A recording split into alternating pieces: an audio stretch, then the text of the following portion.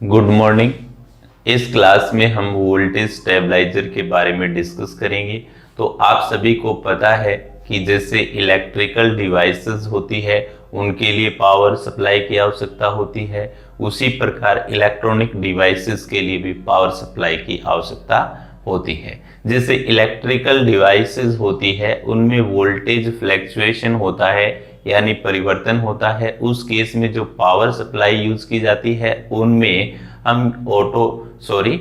Step up या step down transformer का प्रयोग करते हैं। जबकि आपकी इलेक्ट्रॉनिक डिवाइसेस हैं उनमें डीसी पावर सप्लाई की आवश्यकता होती है, तो वहां पर वोल्टेज नियंत्रण के लिए हम क्या करते हैं, DC to DC converter, chopper और एसएमपीएस का प्रयोग करते हैं। ठीक है, तो यहां पर हमारा क्या है कि जो वोल्टेज स्टेबलाइजर है वो यहां पर एसी की फॉर्म में रहेगा।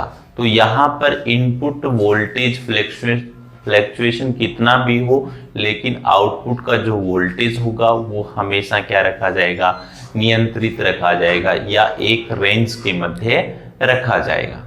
ठीक है, तो यहां पर आपको ध्यान में रखना है कि वोल्टेज स्टेबलाइजर हमेशा क्या करेगा, जो आपका आउटपुट होगा, ठीक है, स्टेबलाइजर का आउटपुट होगा उसको नियत रखेगा। इनपुट में फ्लैक्चुएशन कितना भी क्यों न हो, लेकिन उसके लिए भी एक रेंज होती है अलग अलग स्टेबलाइजर के लिए। ठीक है, तो हमेशा ध्यान में रखना है कि यदि वोल्टेज फ्लैक्चुएशन होता है तो जो डिवाइसेस होती है हमारे इलेक्ट्रिकल, उनकी क्या है, परफॉर्मेंस और दक्षता पर क्या पड़ता है, प्रभाव पड़ता है। उसके साथ साथ उसकी लाइफ यानी जीवन काल भी क्या होता है, प्रभावित होता है। इसलिए हमेशा जो वोल्टेज स्टेबलाइजर होता है वो इलेक्ट्रिकल डिवाइसेस में आवश्यक कंपोनेंट है, ठीक है, या डिवाइस है। ठीक है, तो हमेशा ध्यान में रखना है कि फर्स्ट पॉइंट आपको ध्यान में रखना है कि इलेक्ट्रिकल डिवाइसेस में पावर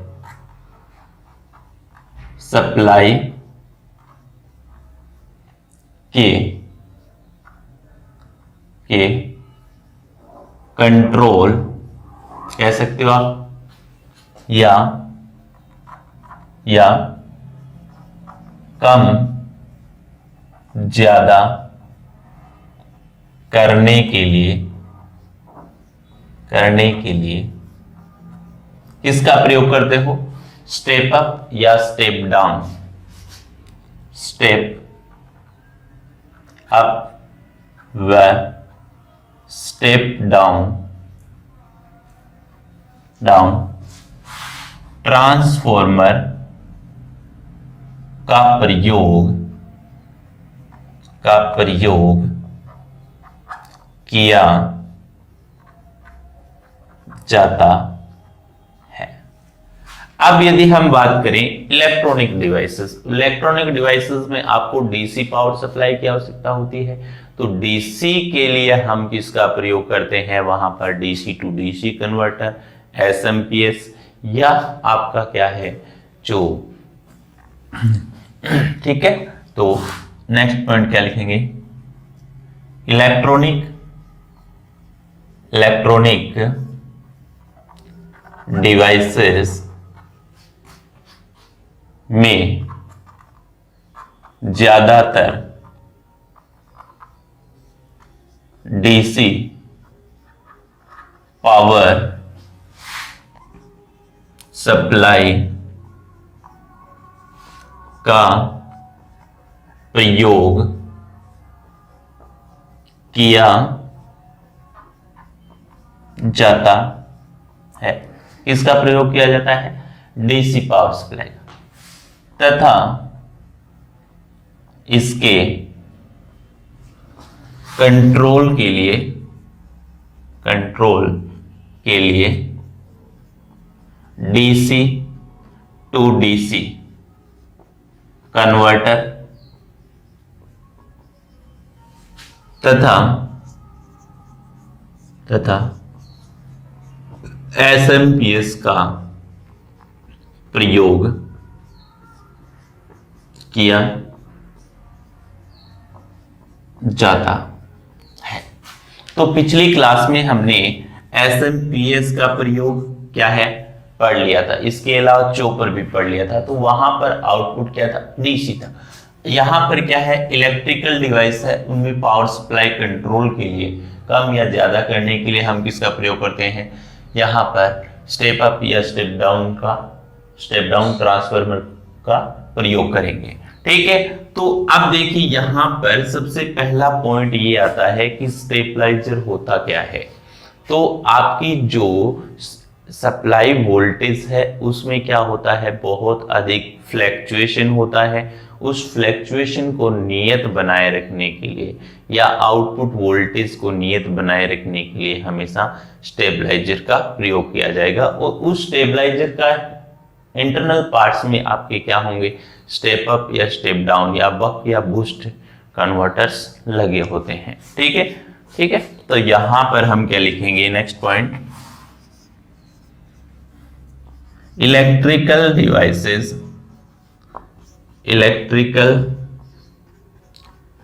डिवाइसेस के ऑपरेशन यानी परिचालन, ऑपरेशन के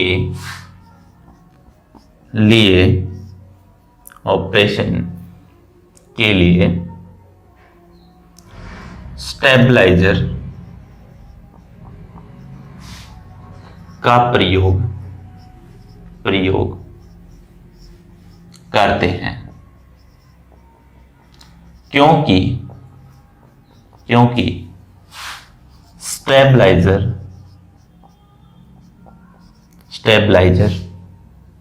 एसी आउटपुट वोल्टेज को नियत बनाए रखता है,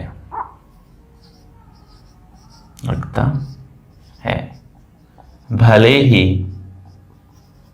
ही इनपुट सप्लाई में परिवर्तन अधिक हो,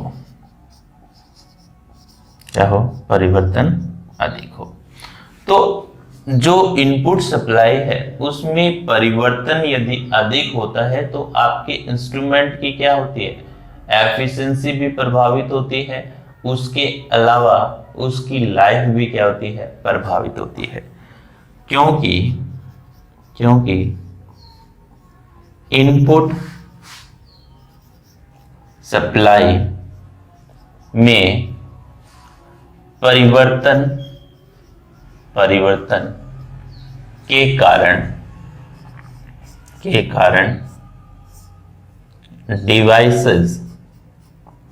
डिवाइसेस युक्तियों की एफिशिएंसी यानी दक्षता व लाइफ प्रभावित होती है।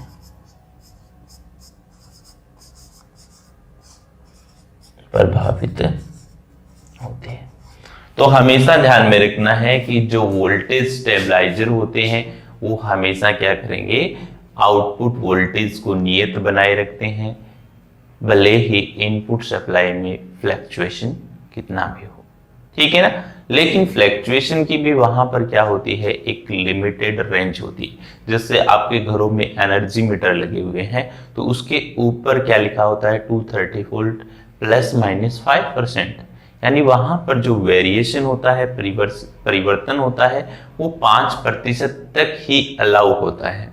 ठीक है, उसी प्रकार वोल्टेज स्टेबलाइजर होगा, उसमें भी क्या होगा, परिवर्तन एक नियत रहेगा। जैसे मान लीजिए 230 वोल्ट ±5 वोल्ट है, तो या तो 5 वोल्ट अधिक होगा या 5 वोल्ट कम होगा, तो उसी रेंज तक ही क्या है, ये आपके इंस्ट्रूमेंट को प्रोटेक्ट कर पाता है। तो आपको हमेशा ध्यान में रखना है कि जो वोल्टेज स्टेबलाइजर है उसका पहला कार्य ये है कि आउटपुट वोल्टेज यानी एसी आउटपुट वोल्टेज को नियत बनाए रखना। ठीक है, दूसरा कार्य क्या है कि अंडर वोल्टेज ओवर वोल्टेज से प्रोटेक्शन प्रदान कराने का भी कार्य किसका होता है, वोल्टेज स्टेबलाइजर का होता है। ठीक है ना, तो हम क्या लिखेंगे, voltage stabiliser, voltage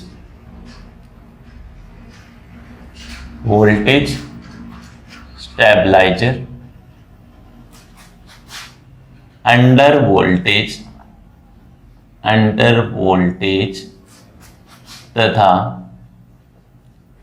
over voltage से प्रोटेक्शन प्रोवाइड करवाता है, सुरक्षा प्रदान करवाता है। ठीक है ना, तो यहां पर आपको ध्यान में रखना है कि इसमें यदि वोल्टेज कम होती है तो हमेशा स्टेबलाइजर उसे क्या करेगा, बूस्ट करेगा, यानी वोल्टेज को बढ़ाने का कार्य करेगा। और यदि वोल्टेज अधिक होती है तो उसे क्या करेगा, हमेशा वोल्टेज को कम करेगा। तो किसका कार्य करेगा, बक का करेगा। तो यहां पर यदि हम ऑपरेशन देखें, ऑपरेशन ऑफ स्टेबलाइजर, ठीक है, स्टेबलाइजर की ऑपरेशन देखते हैं। जैसे मैंने यहां पर क्या है, एक ट्रांसफॉर्मर लिया, ठीक है, यहां से मैंने 230 वोल्ट सप्लाई ली, ठीक है। तो यहां पर मैंने एक ट्रांसफॉर्मर लिया है, वो 230 ऑब्लिक मान लीजिए यहां पे 12 वोल्ट लिया है। तो ये हमेशा क्या करेगा कि आपकी जो लोड के समांतर वोल्टेज है उसको क्या करेगा, बूस्ट करेगा।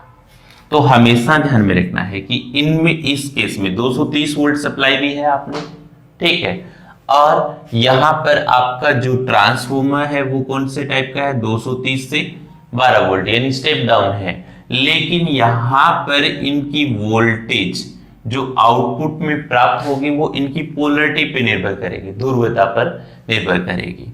तो यहां पर ये करंट इस डायरेक्शन में फ्लो होगा, इसमें ये होगा, यानी दोनों की एंटी डायरेक्शन होगी। तो यहां पर जो आउटपुट में आपको वोल्टेज प्राप्त होगा वो 230 प्लस 12 वोल्ट होगा, यानी 242 वोल्ट हो जाएगा। तो ये किसकी तरह कार्य करता है, बूस्ट करने का कार्य करता है, बूस्ट ऑपरेशन करता है। ठीक है ना, इस बात को ध्यान में रखना है। ठीक है ना, तो ऑपरेशन क्या होते हैं स्टेबलाइजर के, यदि वोल्टेज कम होती है तो उसे बढ़ा देने का कार्य करेगा, और यदि वोल्टेज कम होती है तो उसे क्या करता है, बढ़ाने का। और इसके अलावा सेकंड क्या है, अधिक होती है तो उसे कम करने का कार्य करेगा। जैसे सेकंड ऑपरेशन यदि हम देखें इसका, ठीक है, तो ये बेसिक कंस्ट्रक्शन है ये बूस्ट ऑपरेशन की। अब यदि हम बक की बात करें तो बक में जैसे आपने यहां पर 230 वोल्ट लिया इनपुट सप्लाई, ठीक है, यहां पर ये आपका ट्रांसफॉर्मर। तो अब की बार क्या होगा कि यहां पर इसकी जो पोलरिटी है वो क्या है, सेम है, ठीक है। तो इस केस में हमेशा क्या होगा, वोल्टेज कम हो जाए। ये लोड है आपका, तो जैसे मान लीजिए ये वाला है, ये वाला, इसको यहीं पे कर दीजिए, ठीक है। तो यहां पर ये जो ट्रांसफॉर्मर है ये क्या है, 230/12 वोल्ट है, यानी स्टेप डाउन है। तो यहां पर देखिए करंट की डायरेक्शन दोनों में क्या होगी, सेम होगी। तो यहां पर जो आउटपुट वोल्टेज होगा वो 230 - 12 वोल्ट होगा। तो यानी यहां पर कितना होगा, 218 वोल्ट आपको क्या मिलेगा, सप्लाई। तो हमेशा ध्यान में रखना है ये कौन सा है, बक ऑपरेशन, ठीक है।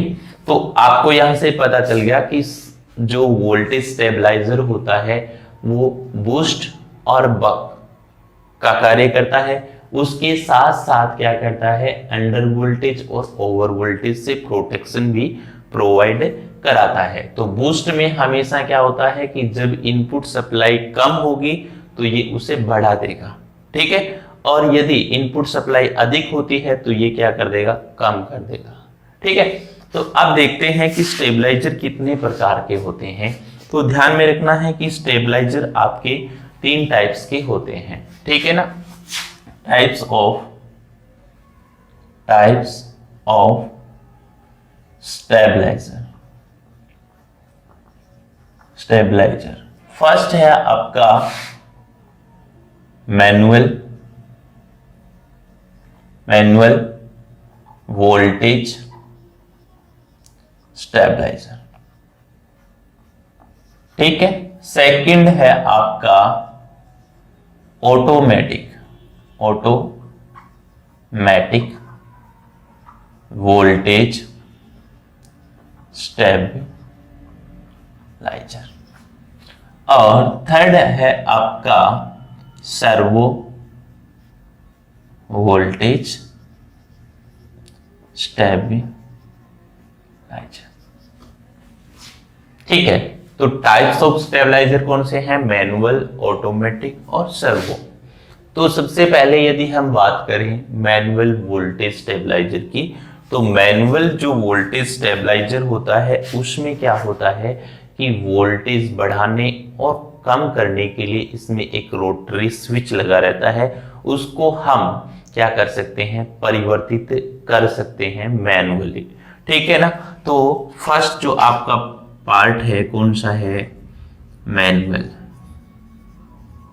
मैनुअल वोल्टेज स्टेबलाइजर, ठीक है। तो मैनुअल वोल्टेज स्टेबलाइजर में क्या होगा आपका कि हम क्या करेंगे, आउटपुट वोल्टेज को कंट्रोल करने के लिए रोटरी स्विच का प्रयोग किया जाता है। इसका प्रयोग किया जाता है, रोटरी स्विच का प्रयोग किया जाता है, ठीक है। तो हमेशा ध्यान में रखना है कि इसमें सबसे पहले आपको किसकी आवश्यकता पड़ती है, एक ऑटो ट्रांसफॉर्मर की आवश्यकता होती है। सबसे इंपॉर्टेंट पार्ट जो वोल्टेज स्टेबलाइजर में होता है वो कौन सा होता है, ऑटो ट्रांसफॉर्मर होता है। तो ध्यान में रखना है कि यहाँ पर आपको एक ऑटो ट्रांसफॉर्मर की आवश्यकता होगी और इसके अलावा रोटरी स्विच, ठीक है। तो कंपोनेंट्स क्या क्या आवश्यक होते हैं, तो ध्यान में रखना है कि जो मैनुअल वोल्टेज स्टेबलाइजर होता है उसमें आउटपुट वोल्टेज को कंट्रोल करने के लिए रोटरी स्विच का प्रयोग किया जाता है। तो आवश्यक कंपोनेंट लिखें हम, आवश्यक कंपोनेंट, ठीक है। तो एक तो आपको चाहिए क्या, ऑटो ट्रांसफॉर्मर की आवश्यकता होगी। सेकंड क्या है, रोटरी स्विच की आवश्यकता होगी। थर्ड आपका यहां पर वोल्टेज लेवल को रीड करने के लिए वोल्ट मीटर की आवश्यकता है, वोल्ट मीटर। इसके अलावा सप्लाई इंडिकेशन के लिए आप नियॉन लैंप का भी क्या कर सकते हो, यूज कर सकते हो। अब वोल्टेज अधिक है तो नियॉन लैंप की सीरीज में हम क्या करेंगे, हाई रेजिस्टेंस का यूज भी कर सकते हैं। हाई रेजिस्टेंस लगभग 1 मेगा ओम का क्या कर सकते हो आप, यूज कर सकते हो, ठीक है ना। तो ये क्या है, आपके नेसेसरी कंपोनेंट है किसके, मैनुअल वोल्टेज स्टेबलाइजर के। तो हमेशा ध्यान में रखना है कि जो आपका ऑटो ट्रांसफॉर्मर होता है, ऑटो ट्रांसफॉर्मर होता है, तो ऑटो ट्रांसफॉर्मर में एक ही वाइंडिंग होती है,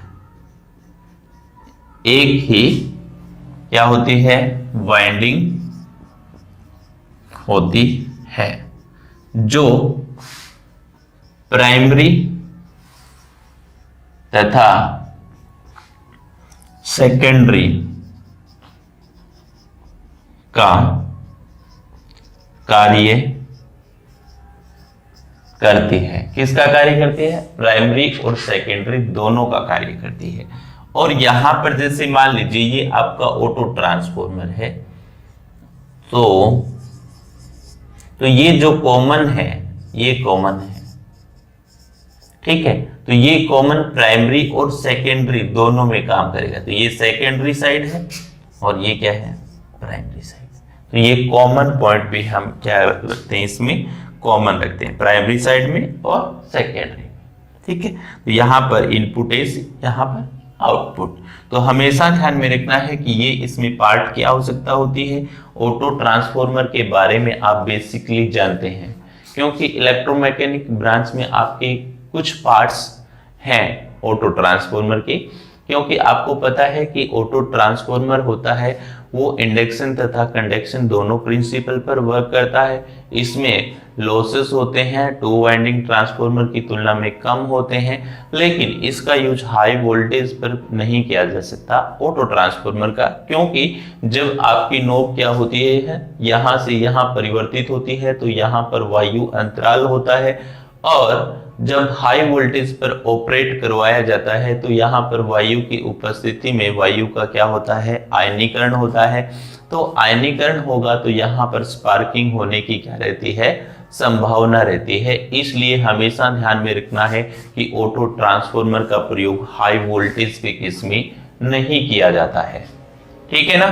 तो हमेशा ध्यान में रखना है कि ऑटो ट्रांसफॉर्मर का यूज हाई वोल्टेज के केस में नहीं किया जाता है, ठीक है। तो अब हम यदि इसके डायग्राम की बात करें, इसके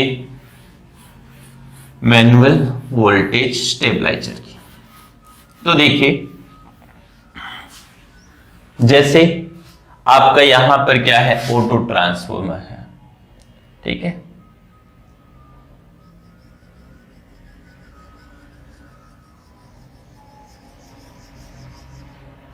ठीक, ये आपका कॉमन पॉइंट है, इसमें कॉमन, ठीक है। इसे इनपुट सप्लाई में मैं इस कॉमन को न्यूट्रल मान लेता हूं, ठीक है। और यहां पर मैंने एक रोटरी स्विच संयोजित कर दिया। क्या संयोजित कर दिया है, रोटरी स्विच, ठीक है। तो इस पे नंबरिंग होती है, जैसे नंबर 1, नंबर 2, नंबर 3, नंबर 4, और मान लीजिए यहां पर नंबर क्या है, 5 है। ये आपका क्या है, रोटरी स्विच। और ये जो रोटरी स्विच होता है, हमेशा ध्यान में रखना है कि इस रोटरी स्विच के सेंटर पॉइंट से यहां पर हमने फेज संयोजित कर दिया। तो यहां पर हम single phase AC supply provide कराते हैं, ठीक है। अब ध्यान में रखना है आपको कि जैसे मान लीजिए ये पॉइंट नंबर, ये एक पॉइंट है, दूसरा ये पॉइंट है, तीसरा ये पॉइंट है, चौथा ये पॉइंट है, और पांचवा। यदि आप इतने टर्न्स यूज करते हो, मान लीजिए कम टर्न्स यूज करोगे तो कम वोल्टेज, जैसे मान लीजिए यहाँ पे 180 वोल्ट ले लिया मैंने, यहाँ पर 200 वोल्ट ले लिया है, और यहाँ पर मैंने 220 वोल्ट लिया है, और यहाँ पर 240 वोल्ट लिया है, यहाँ पर मान लीजिए 260 वोल्ट लिया, ठीक है। तो मैंने क्या किया कि ये जो रोटरी स्विच है, इसके पॉइंट नंबर 1 को मैंने किससे संयोजित कर दिया है, यहां पर संयोजित कर दिया। ठीक है, और ये जो पॉइंट नंबर 2 है, मैंने कितने लिए, 1 2 3 4 5, ठीक है। तो इस पॉइंट को मैंने यहां पर इससे संयोजित कर दिया है और इसको यहां पर, इसको यहां पर मान लीजिए और इसको। अब जैसे आपने सिंगल फेज एसी सप्लाई से संयोजित किया है और इसकी नोब को आपने पॉइंट नंबर 3 पर सेट कर दिया है, पॉइंट नंबर 3 पर सेट कर दिया है, तो आपको आउटपुट सप्लाई कितनी मिलेगी, 220 वोल्ट प्राप्त होगी। कितनी प्राप्त होगी, 220 वोल्ट प्राप्त होगी। और इसे रीड करने के लिए हम यहां पर एक वोल्ट मीटर संयोजित कर देते हैं आउटपुट के, ठीक है। और यहां पर वोल्टेज इंडिकेशन के लिए हम क्या करते हैं कि एक रेजिस्टेंस लिया 1 मेगा ओम का, और ये नियोन लैंप के किसमें संयोजित कर दिया है, नियोन लैंप के सीरीज में संयोजित कर दिया। तो यहां पर आपको क्या मिलेगी, आउटपुट सप्लाई। अब देखिए, जो मैनुअल आपका वोल्टेज स्टेबलाइजर होता है उसमें यदि वोल्टेज कम होती है तो यहां पर जो आपका वोल्टमीटर संयोजित है वो कम वोल्टेज प्रदर्शित करेगा। उसी समय आपको क्या करना पड़ेगा कि नोब को किधर, 1 की तरफ रोटेट कराना पड़ेगा। तो नंबर ऑफ टर्न्स बढ़ेंगे तो यहां पर आउटपुट वोल्टेज भी बढ़ जाएगी। लेकिन यहां पर क्या है कि जब वोल्टेज अधिक हो जाती है तो आप इस नोब को नीचे की तरफ लेकर के जाते हैं, तो नीचे की तरफ लाओगे तो नंबर ऑफ टर्न्स कम हो जाएंगे, तो आपकी वोल्टेज क्या हो जाएगी, कम हो जाएगी। लेकिन मैनुअल जो आपका वोल्टेज स्टेबलाइजर होता है उसका सबसे बड़ा डिसएडवांटेज ये होता है कि सडन चेंज वोल्टेज प्रोटेक्शन इसमें नहीं होता, यानी वोल्टेज में जो अचानक परिवर्तन होता है उसकी प्रोटेक्शन के लिए इसमें कोई भी ऐसा इक्विपमेंट नहीं लगा होता है। तो ध्यान में रखना है, ये कौन सा भाग है, रोटरी स्विच है। ये क्या है आपका, रोटरी स्विच, ठीक है। तो ये किसका डायग्राम है, आपका मैनुअल वोल्टेज स्टेबलाइजर का। तो यहां पर इसका डिसएडवांटेज क्या है, डिसएडवांटेज ये है कि मैनुअल वोल्टेज स्टेबलाइजर में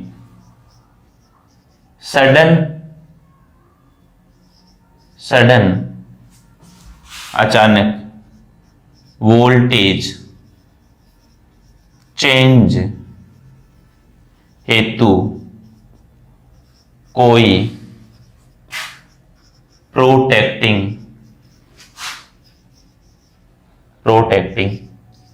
डिवाइस नहीं होती है, ठीक है। तो ये था आपका कौन सा, मैनुअल वोल्टेज स्टेबलाइजर। अब हम बात करते हैं ऑटोमेटिक वोल्टेज स्टेबलाइजर के बारे में, ठीक है। तो इसे मिटा देते हैं।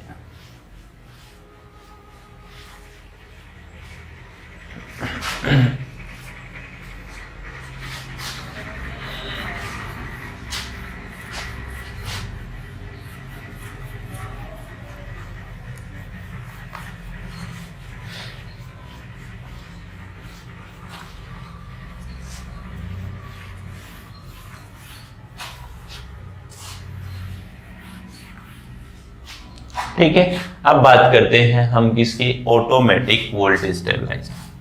तो सेकंड है आपका ऑटोमेटिक वोल्टेज स्टेबलाइजर। अब ध्यान में रखना है कि जो आपकी अलग अलग राइटर्स की बुक्स हैं, उनमें क्या है, उन्होंने अलग अलग मेथड से इनके सर्किट डायग्राम ड्रॉ किए हैं। ठीक है, तो उसके अकॉर्डिंग ये क्या है, ऑपरेशन शो कर रखा है। तो आप की बुक में जैसा दिया है आप उसके अकॉर्डिंग पढ़ना चाहो तो वहां से पढ़ सकते हो, लेकिन यहाँ पर आपकी बुक के अलावा भी बहुत सारे मेथड हैं, उनके माध्यम से क्या है, इसके सर्किट डायग्राम को ड्रॉ किया जा सकता है। तो सबसे पहला पॉइंट आपको ध्यान में रखना है कि ऑटोमेटिक जो वोल्टेज स्टेबलाइजर है उसकी ऑपरेटिंग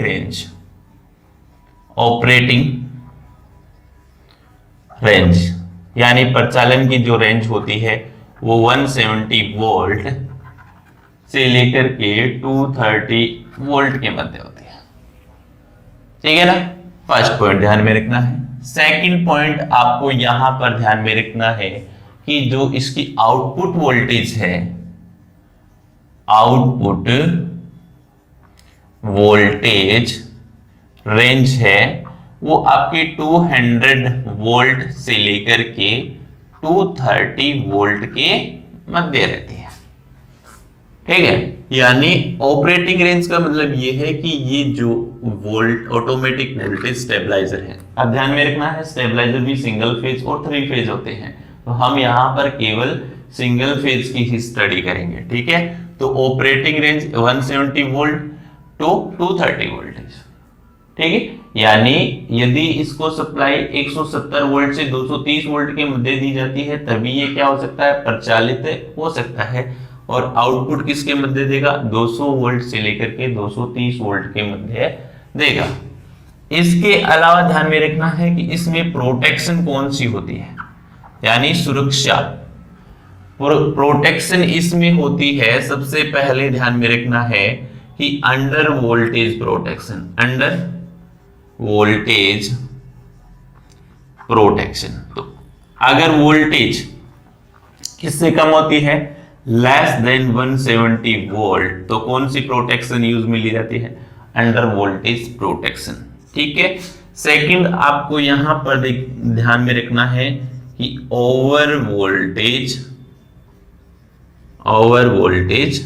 प्रोटेक्शन, ओवर वोल्टेज जो प्रोटेक्शन है उसमें आपकी वोल्टेज क्या होगी, ग्रेटर देन 230 वोल्ट होगी। ठीक है, तो उस कंडीशन में over voltage protecting device active हो जाती है।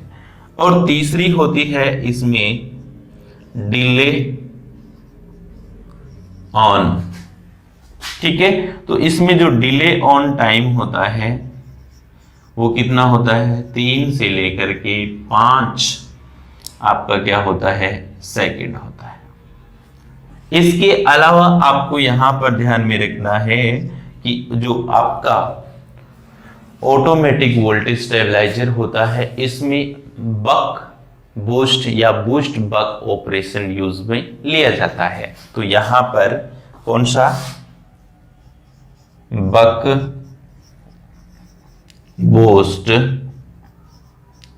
ऑपरेशन यूज किया जाता है।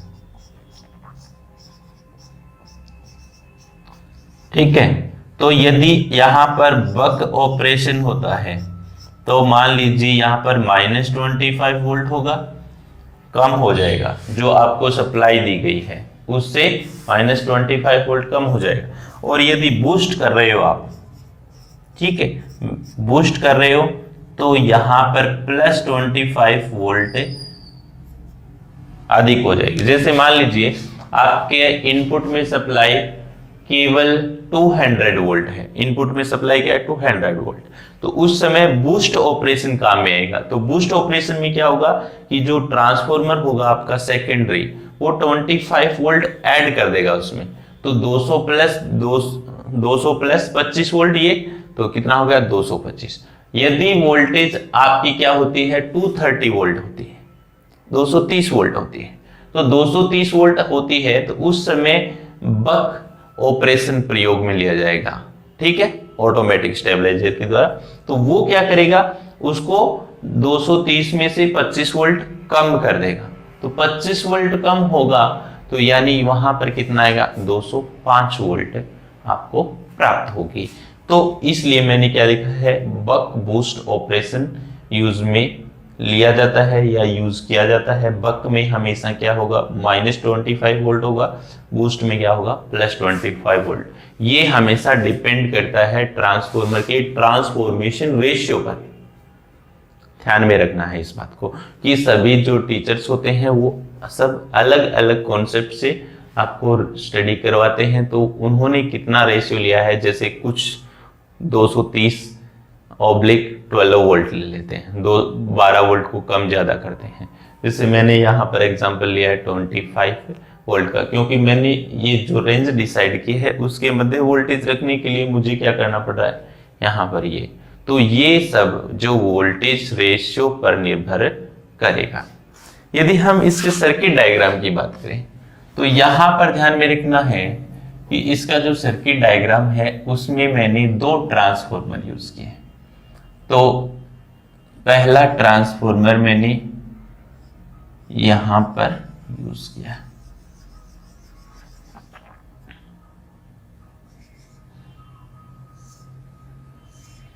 ठीक है, ये आपका इनपुट ट्रांसफॉर्मर है। इस इनपुट ट्रांसफॉर्मर की प्राइमरी को, इस इनपुट ट्रांसफॉर्मर की प्राइमरी को मैंने सेकेंडरी ट्रांसफॉर्मर से संयोजित कर दिया है। यहां पर मैंने सेकेंडरी ट्रांसफॉर्मर यूज किया है,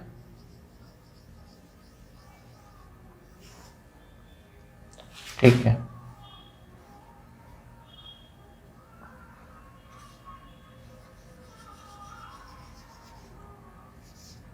ठीक है, तो मैंने इसे नाम दे दिया,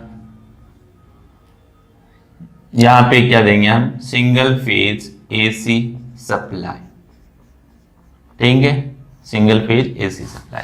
तो ये मैं मान लेता हूं फेज है आपका, ये क्या है, न्यूट्रल है, तो ये न्यूट्रल वाला हो गया, ठीक है। तो ये आपका मैंने यहां पे ले लिया है इनपुट ट्रांसफॉर्मर, इनपुट ट्रांसफॉर्मर नाम दिया है इसे, और इसे नाम दे दिया है मैंने आउटपुट ट्रांसफॉर्मर, आउटपुट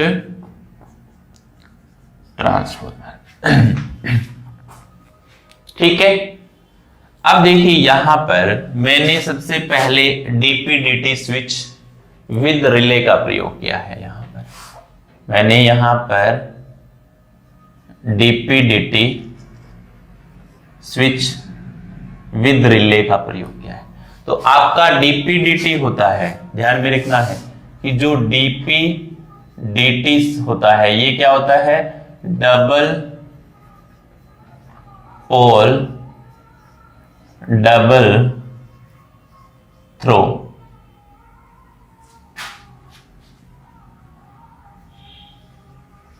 ठीक है ना, यही होता है डबल पोल डबल थ्रो। तो इसमें क्या होता है, एक कोयल होती है और इसमें इस कोयल के अलावा यहां पर एक तो होता है एनो, नॉर्मली ओपन, और दूसरा होता है नॉर्मली क्लोज, एनसी, और एक क्या होता है इसमें कॉमन टर्मिनल होता है, ये क्या होता है, कॉमन होता है।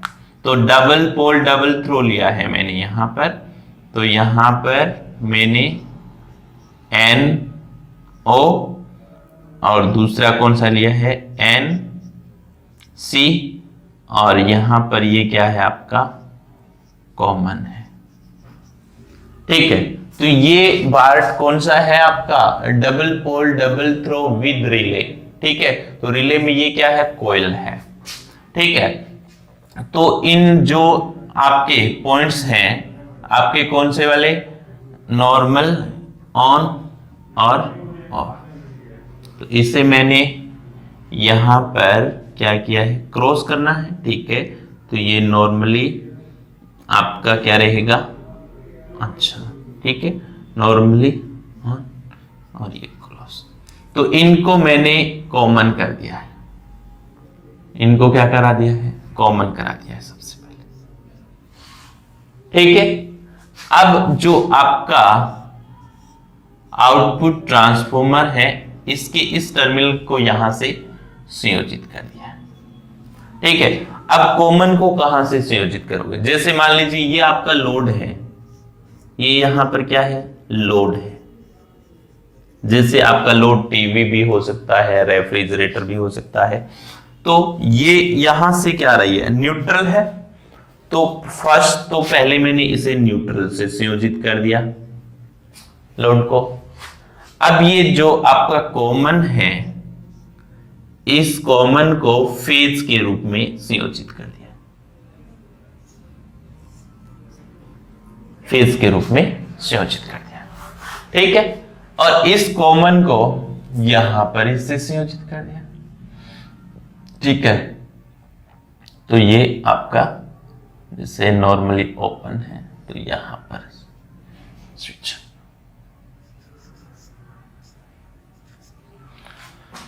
ठीक है। और ये जो टर्मिनल है मैंने कॉइल से संयोजित कर दिया, ठीक है। ये आउटपुट ट्रांसफॉर्मर है आपका, ये इनपुट ट्रांसफॉर्मर है।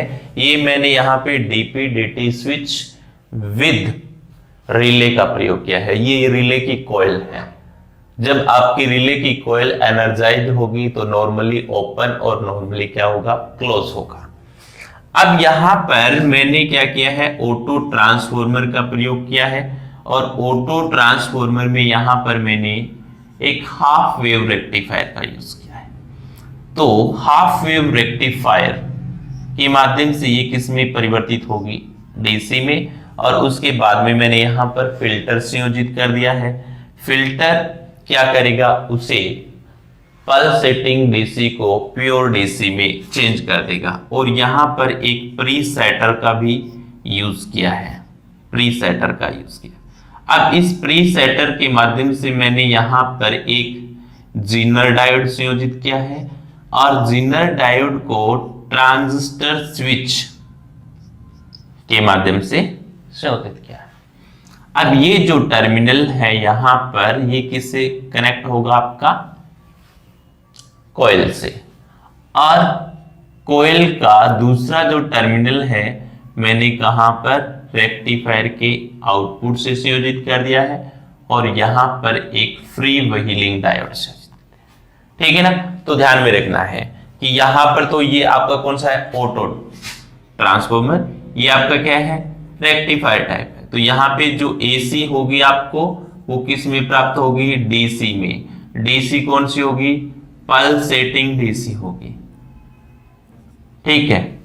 और इस पल्सेटिंग डीसी को ये फिल्टर किस में चेंज कर देगा? प्योर डीसी में चेंज कर देगा, प्योर डीसी में चेंज कर देगा, ठीक है। और ये जो आपका प्री सेटर है, ये प्री सेटर वैल्यू डिसाइड करेगा कि ये फ्लो वैल्यू एक्टिव कब देगा? जब मान लीजिए यहां पर वोल्टेज क्या होती है? 12 वोल्ट।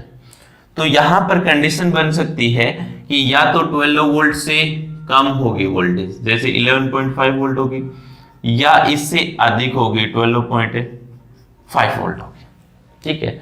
जबकि ये जीनर डायोड ब्रेकडाउन कब होगा? 12 वोल्ट पर होगा, ठीक है ना। इस पॉइंट को ध्यान में रखना है, ठीक है। और ये यहां पे मैंने क्या संयोजित किया है? Free wheeling diode. और ये आपकी क्या है? कोयल है किसकी? डीपीडीटी स्विच विद आपका क्या है? रिले का है, ठीक है। अब देखिए ऑपरेशन किस प्रकार से इसका संभव है। तो मैं इस पार्ट को मिटा देता हूं, ठीक है। देखिए ऑपरेशन, देखिए ये आपका न्यूट्रल था। जैसे मान लीजिए इनपुट सप्लाई है वो 230 वोल्ट से कम है, ठीक है ना। जैसे फर्स्ट मोड में, मोड फर्स्ट लिया हमने, मोड फर्स्ट, तो इनपुट है, इनपुट सप्लाई मान लीजिए क्या है आपके पास? 200 वोल्ट है, ठीक है।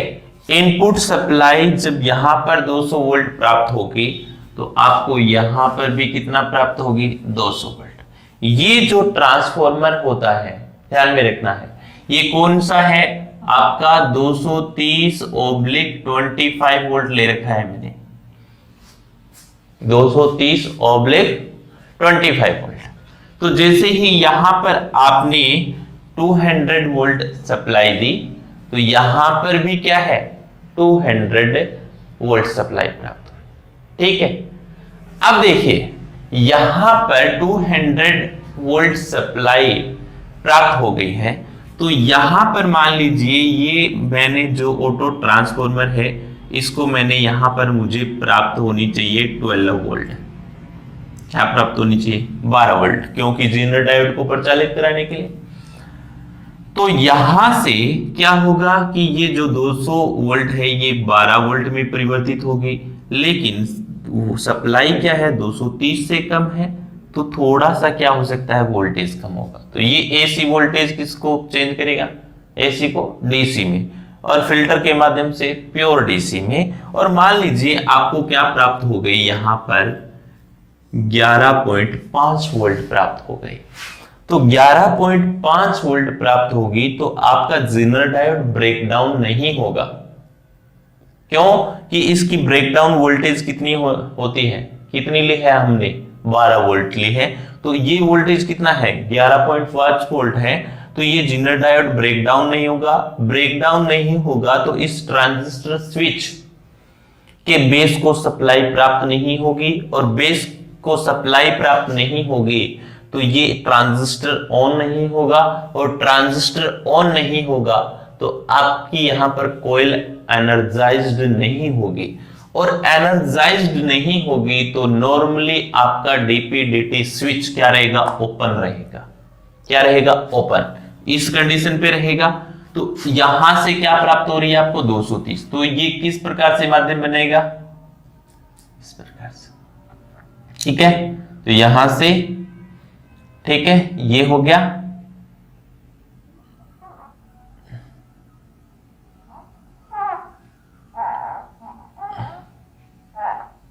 इसको मिटा देता हूं यहां से, ठीक है। तो ये एनसी है नॉर्मली ओपन, तो इसको चेंज कीजिए, यहां पर ये टर्मिनल, ये यहां पे क्या होगा एनसी, और ये क्या होगा एनओ, तो नॉर्मली ओपन है, ठीक है।